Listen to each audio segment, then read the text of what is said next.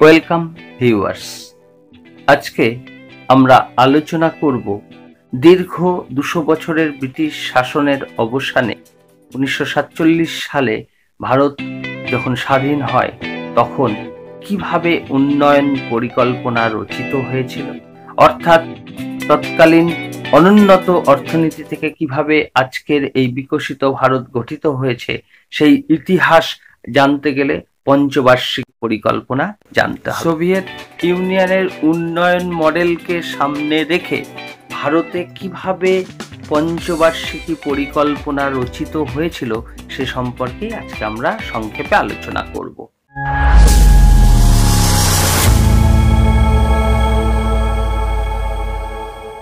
ভারতে 1950 সালের 15ই মার্চ পঞ্চবার্ষিকী পরিকল্পনা রূপায়ণের জন্য যোজনা কমিশন বা পরিকল্পনা কমিশন গঠিত হয়।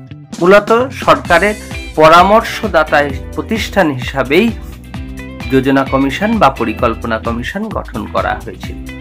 পরিকল্পনা কমিশন দেশের আর্থ সামাজিক ব্যবস্থা পর্যালোচনা করে দেশের সম্পদ চাহিদা বিশ্লেষণ করে দীর্ঘমেয়াদী উন্নয়নের লক্ষ্যে পঞ্চবার্ষিকী পরিকল্পনা রচনা করবে। আমাদের দেশে এ পর্যন্ত যতগুলো পঞ্চবার্ষিকী পরিকল্পনা হয়েছে সবগুলি পরিকল্পনার পৃথক পৃথক টার্গেট বা উদ্দেশ্য থাকলেও প্রতিটি পরিকল্পনায় কিছু কমন বা মূল উদ্দেশ্য ছিল, যেমন উৎপাদন বৃদ্ধি তথা জাতীয় আয় বৃদ্ধি, দেশের দারিদ্র্য দূরীকরণ, আর্থসামাজিক দ্রুত উন্নয়ন, সামাজিক ন্যায় বিচার প্রতিষ্ঠা ইত্যাদি বিভিন্ন সাধারণ বা মূল উদ্দেশ্যকে সামনে রেখেই আমাদের দেশে পঞ্চবার্ষিকী পরিকল্পনা শুরু হয়।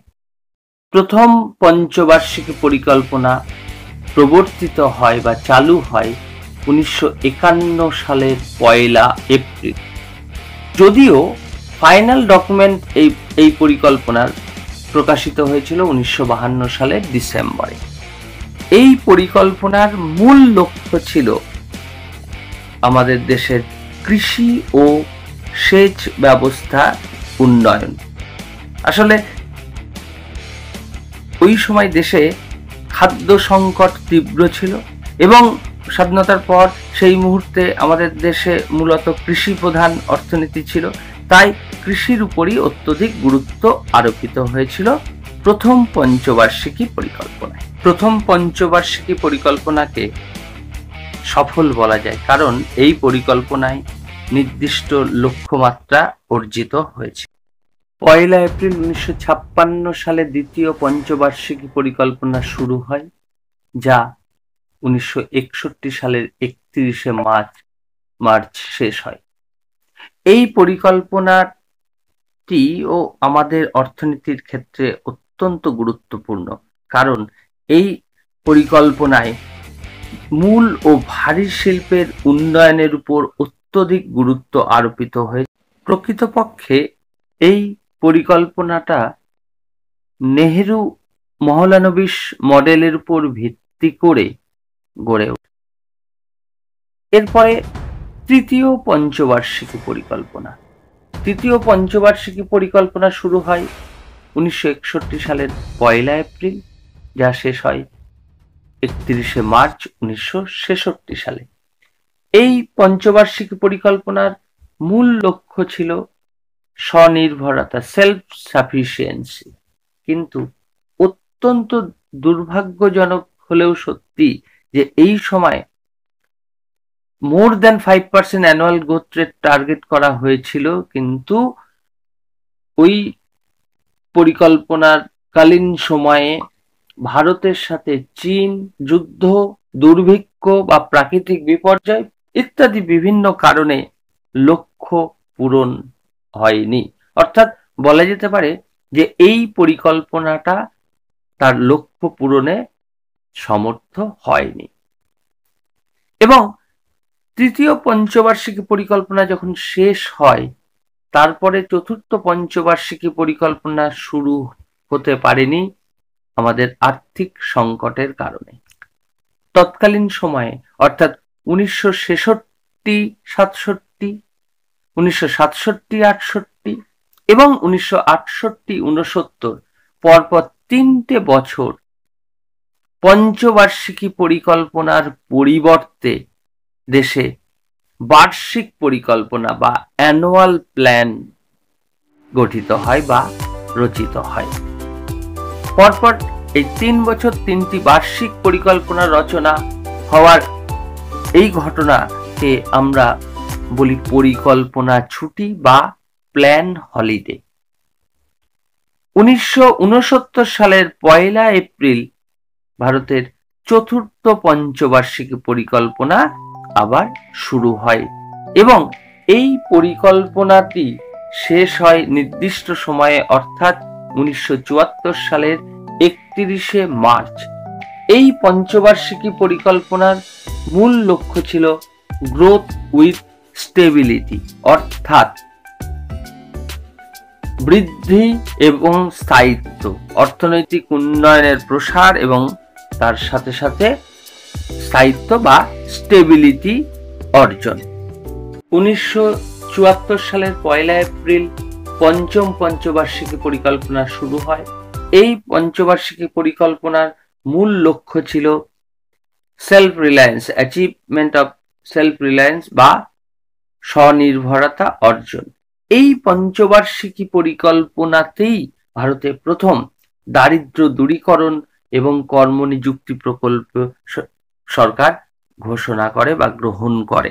এর আগের 4টে পঞ্চবার্ষিকী পরিকল্পনায় কোনোটিতেই কিন্তু দারিদ্র্য দূরীকরণ বা কর্মসংস্থান সংক্রান্ত কোনো প্রকল্প কথা ঘোষিত হয়নি। পঞ্চম পঞ্চবার্ষিকী পরিকল্পনা 1979 সালে শেষ হওয়ার কথা ছিল, কিন্তু তৎকালীন জনতা সরকার 1 বছর পূর্বেই অর্থাৎ 1978 সালে এই পঞ্চবার্ষিকী পরিকল্পনার সমাপ্তি ঘটায় এবং তারা নতুন একটা পরিকল্পনা চালু করে, যাকে আমরা বহতা পরিকল্পনা বা রোলিং প্ল্যান নামে অভিহিত করি। এই প্ল্যানটা চালু হওয়ার পর 2 বছর এই প্ল্যানটা চলে। তারপরে 80 সালের 1 এপ্রিল ষষ্ঠ পঞ্চবার্ষিকী পরিকল্পনা চালু হয়, যার মেয়াদ ছিল 1985 সালের 31শে মার্চ।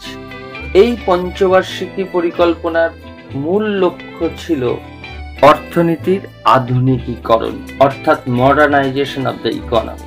মূলত প্রযুক্তি এবং উৎপাদনশীলতার উপর এই পরিকল্পনায় অত্যধিক গুরুত্ব আরোপিত হয়েছিল। 1985 সালের 1 এপ্রিল সপ্তম পঞ্চবার্ষিকী পরিকল্পনা চালু হয়, যা 1990 সালের 31শে মার্চ সমাপ্ত হয়। এই পরিকল্পনার মূল লক্ষ্য ছিল গ্রোথ উইথ সোশ্যাল জাস্টিস, অর্থাৎ সামাজিক ন্যায় প্রতিষ্ঠার সাথে সাথে অর্থনৈতিক উন্নয়ন। এই পরিকল্পনায় মূলত দারিদ্র্য দূরীকরণ এবং কর্মসংস্থান বৃদ্ধির উপর বিশেষভাবে গুরুত্ব আরোপিত হয়েছিল। এরপর অষ্টম পঞ্চবার্ষিকী পরিকল্পনা, যা শুরু হওয়ার কথা ছিল 1990 সালের 1 এপ্রিল, তা নির্দিষ্ট সময়ে শুরু হতে পারেনি, মূলত কিছু রাজনৈতিক অস্থিরতা উদ্ভবের কারণে। ওই সময় দেশে পরপর 2 বছর 2টো বার্ষিক পরিকল্পনা গৃহীত হয়। 1992 সালের 1 এপ্রিল অষ্টম পঞ্চবার্ষিকী পরিকল্পনা শুরু হলো, যা 1997 সালের 31শে মার্চ সমাপ্ত ঘটে।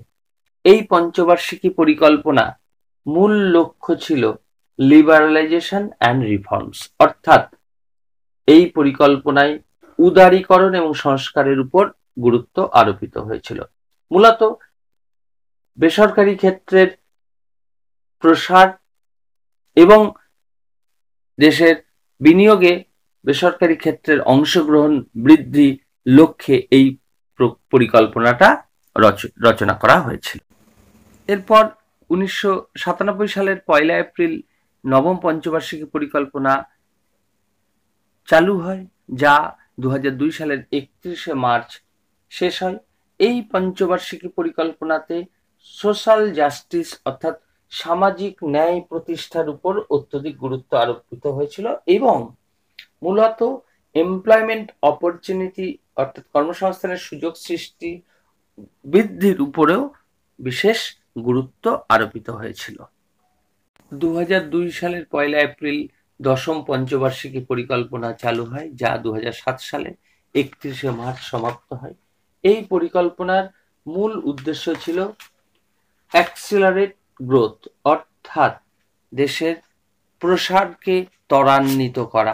এছাড়া দেশে দারিদ্র্য হ্রাস এবং পরিকাঠামো উন্নয়ন ও 8% জিডিপি গ্রোথের উপর এই পরিকল্পনায় বিশেষভাবে গুরুত্ব আরোপ করা হয়েছিল। 2007 সালে 1 এপ্রিল একাদশ পঞ্চবার্ষিকী পরিকল্পনা শুরু হয়, যা 2012 সালে 31 মার্চ শেষ হয়। এই পঞ্চবার্ষিকী পরিকল্পনাতে ইনক্লুসিভ গ্রোথ এর উপর বিশেষ গুরুত্ব আরোপ করা হয়েছিল। এছাড়া এই পরিকল্পনায় শিক্ষা, স্বাস্থ্য এবং গ্রামাঞ্চলে সকলের সমান উন্নয়নের উপর অগ্রাধিকার দেওয়া হয়েছিল।